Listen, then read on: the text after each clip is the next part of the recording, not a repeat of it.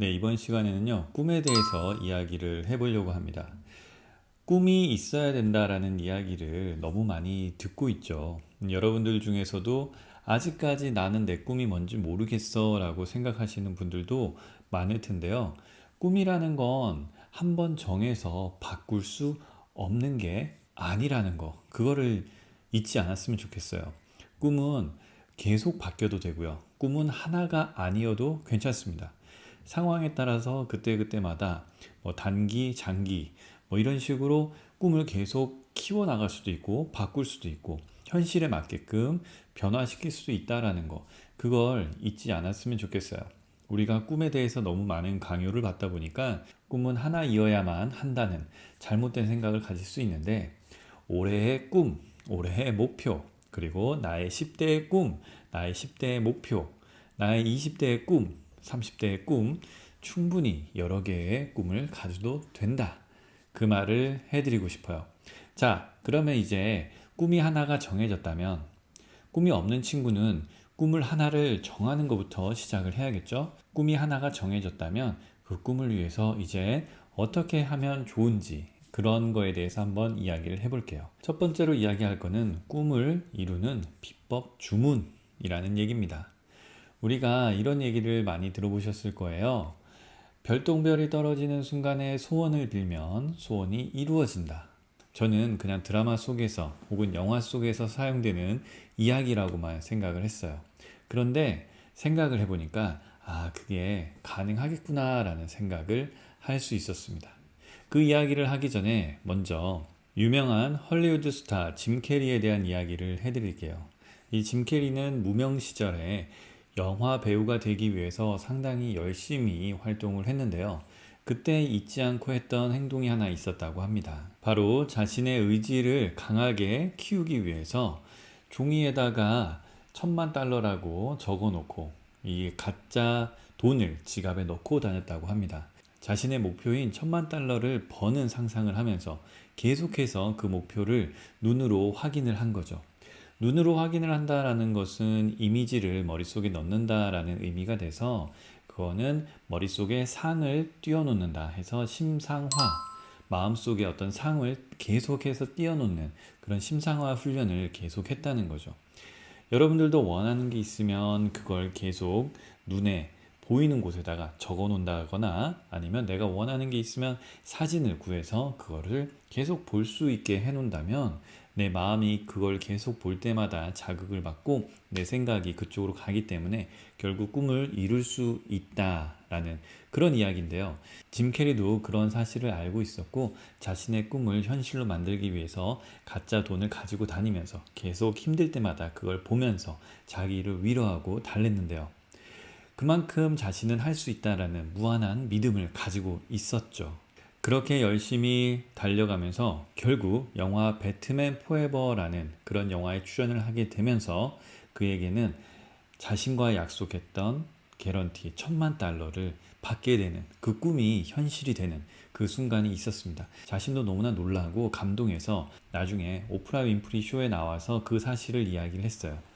그 심상화의 중요성에 대해서 이야기를 한 거죠.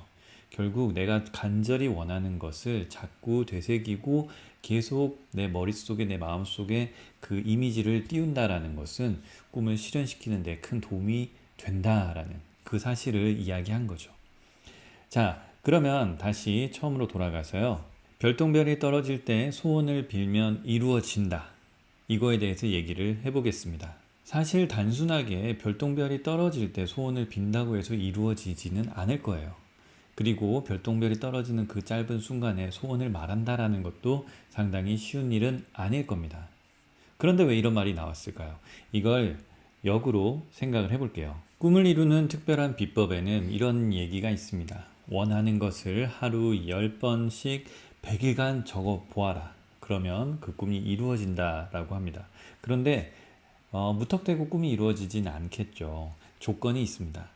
3개월 안에, 3개월이면 거의 100일이잖아요. 3개월 안에 성취될 수 있을 법한 것을 적어라. 그러니까 3개월 안에 내가 어떤 공부를 하겠다. 어떤 자격증에 합격을 하겠다. 혹은 뭐 다이어트를 하겠다.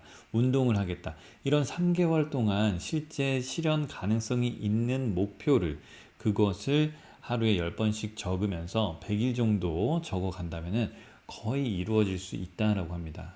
왜냐면 10번 적는 동안에 처음에는 그냥 적겠지만은 며칠 적다 보면 그거에 대한 생각과 계획이 계속해서 머릿속에 생각이 될 수 있거든요.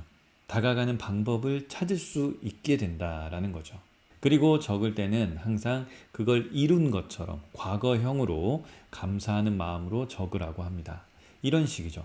만약 과학 점수를 80점 이상 맞고 싶다. 그런 목표를 내가 가진다면 과학을 80점 이상 맞았습니다. 감사합니다.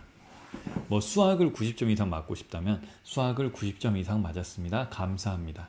이거를 10번씩 이렇게 쓰는 거죠.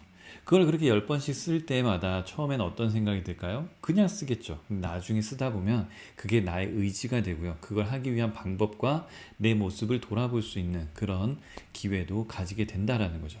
자, 그런 상태가 됐다면 이제 누군가가 너 원하는 게 뭐니? 라고 툭 물었을 때 나는 내가 10번씩 쓰고 있는 게 있기 때문에 그거를 자연스럽게 말할 수 있어요. 제가 원하는 거는 뭐 수학 90점 맞는 거예요. 수학 100점 맞는 거예요. 내가 원하는 것은 뭐 다이어트 하는 거예요. 내가 원하는 것은 뭐 돈을 저축하는 거예요. 얼마 이상 저금하는 거예요. 내가 원하는 것은 집을 사는 거예요. 이런 식으로 누군가가 우연히 물어봤을 때 언제든지 명확하게 얘기할 거리가 있다는 거죠. 자, 그런 사람이 별똥별이 떨어지는 걸 봤을 때 과연 소원을 얘기할 수 있을까요? 분명 얘기할 수 있을 겁니다. 언제든 누군가가 물어봤을 때 내가 원하는 게 뭐다라고 얘기할 수 있는 사람은 그걸 이룰 수 있는 확률이 상당히 높아진다는 거죠. 그래서 이런 식으로 정리를 할 수 있을 것 같아요. 별똥별이 떨어질 때 소원을 빌 수 있으면 소원은 이루어진다. 즉, 언제든지 당신의 꿈이 뭐예요? 라고 물었을 때 저의 꿈은 이겁니다.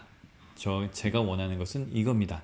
이렇게 항상 말할 준비가 되어 있는 사람은 그 꿈이 이루어진다라는 거죠. 여러분들도 여러분들의 꿈이 무엇인지 지금 당장 생각해 보세요. 그리고 없다면 작은 거라도 만드세요. 그래서 내가 이거는 이루고 싶다라고 목표로 정하세요. 그 순간부터 여러분들의 꿈은 실현되기 시작합니다. 자, 이번 시간에 저의 이야기는 꿈을 이루는 방법에 대한 이야기였습니다. 다음 이야기에서 또 만나겠습니다. 감사합니다.